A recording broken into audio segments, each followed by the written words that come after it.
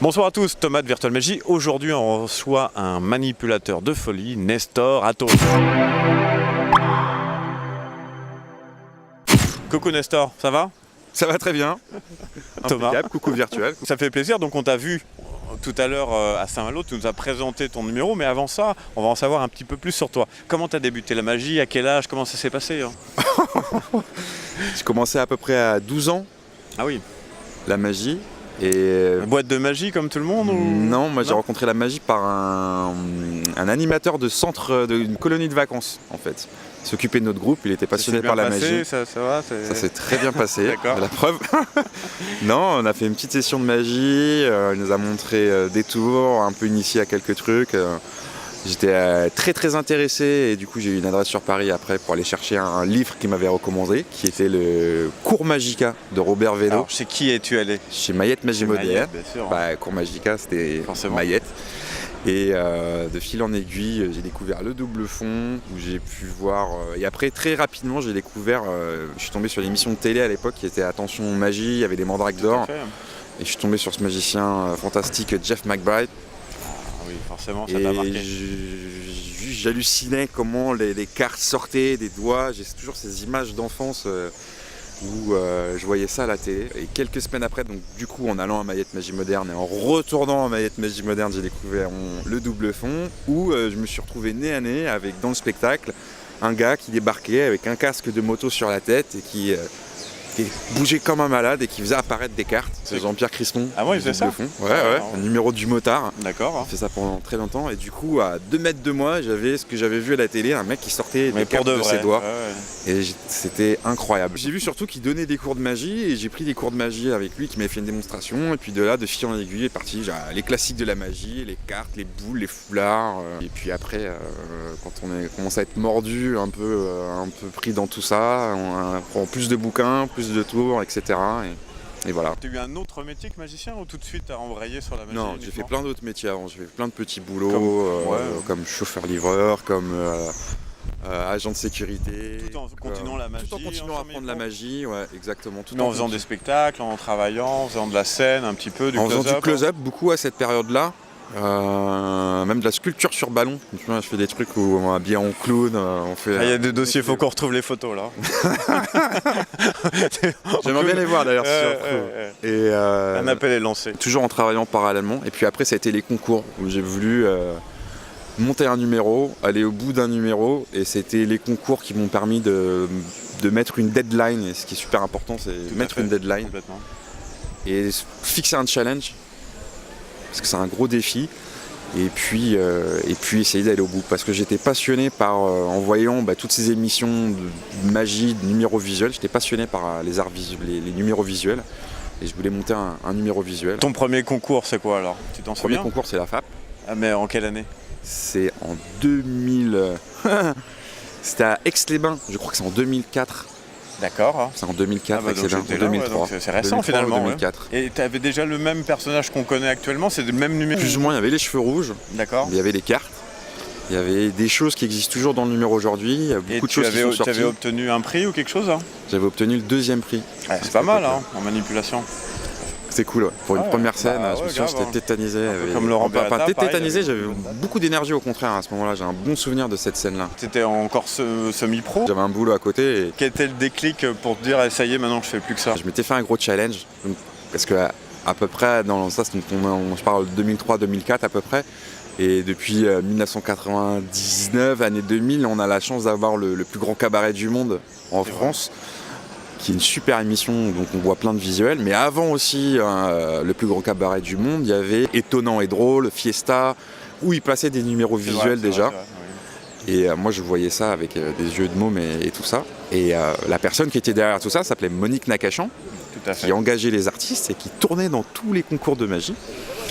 Et qui avait le limite d'être un peu difficile à approcher, on n'envoyait pas une vidéo comme ça, elle était plus à chercher ses artistes. Et moi j'ai fait tout ça dans le but qu'elle me trouve, parce que je voulais faire cette émission. Et je me suis dit, je dois faire des concours et je dois être assez bon. Si je suis suffisamment bon, elle me trouvera. Malin. Et si elle me trouve pas, c'est que je suis pas encore prêt. Et du coup, je faisais ça pour ça, en me disant il faut aller plus, il faut aller plus. Et un jour, elle m'a trouvé, à peu près un an après, etc. À peu près un an après. Et j'ai eu la chance de pouvoir faire l'émission de Patrick Sébastien, qui de là m'a apporté cette première émission, vraiment plein de dates, plein d'engagements sur des cabarets vraiment très prestigieux, dont un de mes grands rêves qui était le Crazy Horse. Et là, j'ai passé 2 ans au Crazy Horse à jouer mon numéro, et c'était un de mes grands rêves de gamin aussi de jouer là-bas. Et donc là, du coup, après cette émission-là, concrètement, en 2005, je deviens vraiment professionnel, je quitte tous les boulots que je fais et je me dis, allez, je me lance. Tu nous as présenté ton numéro en nous décrivant point par point en fait. Alors, pas tout. Non, pas tout. J'ai sélectionné des petits morceaux, des mais petits déjà, bouts, tu étais très généreux parce que tu nous as donné toutes les petites améliorations, les choses qui font que le sel, tu devais entendre, même les gens, même quand tu leur expliquais, c'est un peu comme les bons tours, les tours de Gaëtan, quand tu les expliques, parfois c'est encore meilleur quand tu les vois en vrai en fait. Et c'est vrai que c'était assez incroyable, on n'avait pas réalisé par exemple quand tu fais tes transferts des charges que tu jettes 2 cartes à chaque fois, ce genre de choses. C'est assez merveilleux et très généreux de ta part de nous avoir offert ça, quoi. En fait, c'est ce que je voulais partager, souvent, c'est montrer des petites choses qu'on note pas forcément peut-être quand on voit le numéro défiler, on voit un ensemble et on va peut-être pas forcément s'attarder sur ces détails-là si on n'est pas vraiment dans le milieu de la manipulation de cartes, on cherche à décortiquer son confrère, comment il manipule, qu'est-ce qu'il fait, ces subtilités-là. Sans le vécu. On va pas forcément... Oui, bien sûr, parce que j'ai analysé plein de choses aussi avant et j'analyse toujours plein de numéros. Tout le monde ne fait pas forcément ça, on n'est pas forcément tous intéressés par les mêmes choses. Et les explications, des fois, il y a de la beauté dans la méthode, en fait, dans plein de tours, dans plein de techniques. Je trouve qu'il y a une beauté dans la méthode. Et du coup, j'avais envie de partager un petit peu ça avec le congrès de Saint-Malo. Et en me disant que monter une conférence sur la scène, déjà, il n'y en a pas beaucoup de conférences sur la scène. Et de partager justement un peu ce travail. Et au travers de ce travail, surtout montrer l'évolution technique ou de manipulation qu'on pouvait avoir à un certain moment donné. Puis quand on rajoutait un autre morceau, ça donnait autre chose. Et un petit peu autre chose, ça donnait encore autre chose. La combinaison de choses, enfin la combinaison d'astuces, de subtilités, de trucage et de manipulation qui crée une image magique plus clean en fait. Donc c'était un peu toutes ces choses-là que j'avais envie de partager. Ça a plu, je te confirme. Alors, quelles sont tes actualités? On peut te voir bientôt où? J'ai bien repris le numéro que j'avais arrêté pendant un petit moment, j'avais fait une petite pause, j'avais fait d'autres choses à côté, très intéressantes aussi. Comme je crois du consulting un peu travailler, voilà, comme conseiller, consultant, un peu de mise en scène, mais du conseil pour d'autres magiciens, comme avec Enzo Wayne beaucoup. Sûr, hein. Donc avec mon travail, on prépare plein de choses avec qui on s'éclate vraiment bien, on espère vraiment que ça va pouvoir faire des trucs cool, et on en est sûr d'ailleurs. Et puis dernièrement, Bertrand Lotte a découvert au Futuroscope, nouveau spectacle, mise en scène par Raphaël Navarro, oui. Donc, et avec Christophe Minot, un de ses collaborateurs qui a plein d'idées super qui sont mises aussi dans le spectacle. Peut-être tu vas retenter un concours peut-être, hein. Je suis reparti du coup, donc j'avais besoin de faire une petite pause avec le numéro et puis du coup des fois en fait c'est bien de prendre du recul aussi sur les choses, ça fait partie de notre histoire, enfin de notre vie, des choses qu'on essaye d'écrire et tout ça. Et donc là du coup je suis reparti, j'ai repris la flamme un peu sur le numéro, puis des combinaisons comme je fais toujours un peu évoluer le numéro, j'essaye toujours d'essayer des nouvelles choses.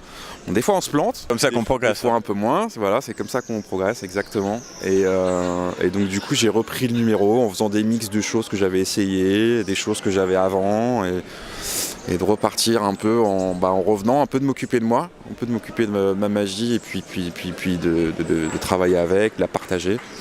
Et donc je me suis remis donc au numéro avec la FISM Europe qui a eu lieu en février dernièrement, en 2017. Tu as eu un prix là-bas? J'ai réussi à avoir le premier prix. Ah quand même de manipulation. Ah bah bravo. Alors là, c'est quoi l'objectif? C'est la Corée, c'est ça? Et bah du coup ouais, l'objectif c'est quand la Corée? C'est la Corée, c'est juillet 2018. D'accord. Dans un peu moins d'un an maintenant. Oui, ça tic tac, tic tac. Exactement, tic tac, mais c'est du bon tic tac, ça fait se sentir vivant et puis on va essayer de faire les choses peut-être un peu mieux que les dernières FISM.